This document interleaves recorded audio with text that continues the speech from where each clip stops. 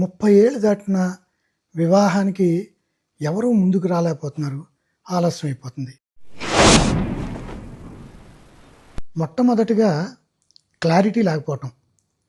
ఈ క్లారిటీ లేకపోవటం అనేది తల్లిదండ్రులకే కాదు, పిల్లలకు కూడా వర్తిస్తుంది.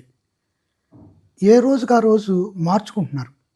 దానివలన ఎప్పటికి పెళ్ళిళ్ళు అవుతాయి?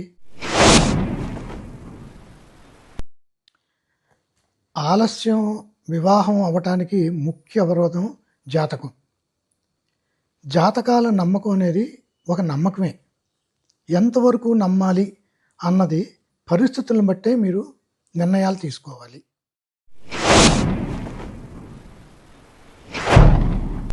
వివాహం అవటానికి ఒక ముఖ్య అవరోధం అంతులేని కోరికలు. ఇది అపరిమితంగా ఉంటుంది. ఎక్కడో చోట వధువు తండ్రి అయినా, వరుడు తండ్రి అయినా, ఏ కుటుంబం అయినా కొంత తల ఊగితేనే ముందుకెళ్తారు. చిన్న ఉదాహరణ చెప్తాను.